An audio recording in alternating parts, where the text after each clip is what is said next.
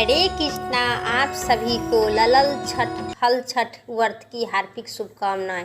आज हिंदू त्यौहार में जो भाद्रपद मास के कृष्ण पक्ष की पृष्ठी तिथि को मनाए जाते हैं, इसे बलराम जयंती के रूप में जाना जाता है, क्योंकि यह भगवान श्री कृष्ण के बड़े भाई बलराम जी का जन्मदिन है।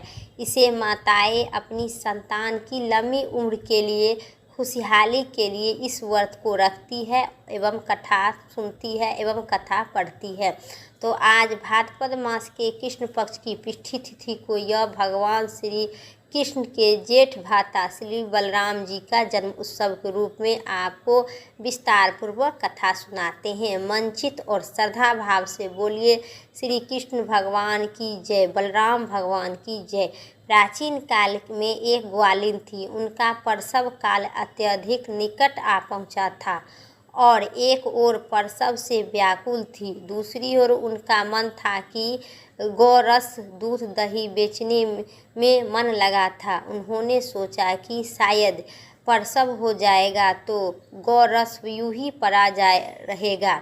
यह सोचकर उन्होंने दूध दही के घड़े सिर पर रख ली और बेचने के लिए गांव की ओर चल पड़ी। किंतु कुछ देर पहुंचने पर उन्होंने अनिति प्रसव पीड़ा बहुत जोर से शुरू हो गया। वह एक झैबरी की ओठ में चली गई। वहाँ एक बच्चे को माता ने जन्म दिए। वह बच्चे वहीं छोड़कर पास के गांव में दूध दही बेचने चली गई। संयोग से उसी दिन हल पृष्ठी थी। गाय भैंस के मिश्रित दूध को केवल भैंस का दूध बताकर उन्होंने सीधे साधे गांव वाले को बेचे जा रहे थे। इधर झैबरी के नीचे उन्होंने बच्चे को छोड़ रहा था। उसके सामने ही एक खेत में एक किसान हल जोत रहे थे।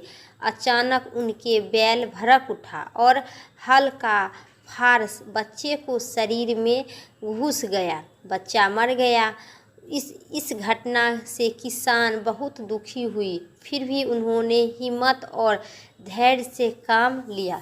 उन्होंने झैबरी के कांटे से ही बच्चे के चीरे हुए पेट के कांटे निकालकर और उसे वहीं छोड़कर चले गए। कुछ देर बाद ग्वालिन दूध बेचकर वहां आ पहुंची तो बच्चे की ऐसी दशा देखकर उनको कुछ ही समझ में नहीं आया।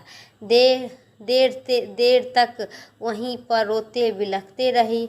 यह सब उनके पाप का सजा था, क्योंकि गांव वाले सीधे साधे लोगों को गाय भैंस के दूध बताकर और गाय भैंस दोनों के मिक्स दूध बेचकर और पैसा लेती थी। इसी पाप के कर्म से उनका बालक का ऐसा हाल हुआ।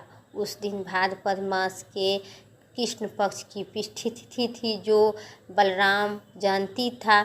उसी हल छठ के माता ने बहुत अफसोस किया।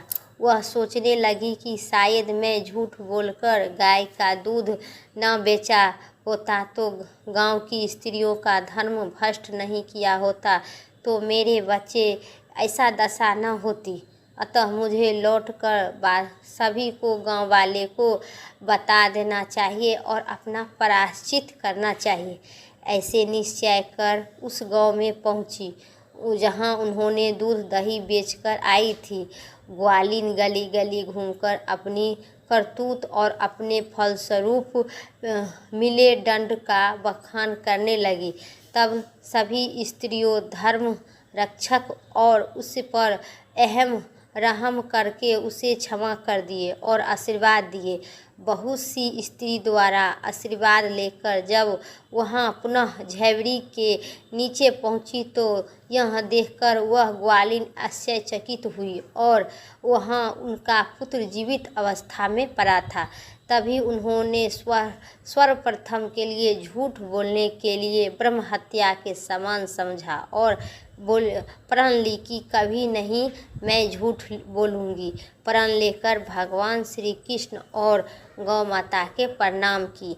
तो आज भाद्रपद मास कृष्ण पक्ष की जो पिष्ठी तिथि थी, उसी दिन जो बलराम जयंती, इसे हल छठ, ललत छठ के नाम से जानी जाती है। जो माताएं इस व्रत को करती है एवं कथा सुनती है, उनके संतान की सभी प्रकार के दुख दरिद्रता दूर होगी, सुख संपत्ति और कामना की प्राप्ति होगी। मेरा जानकारी और कथा इतना ही तक था।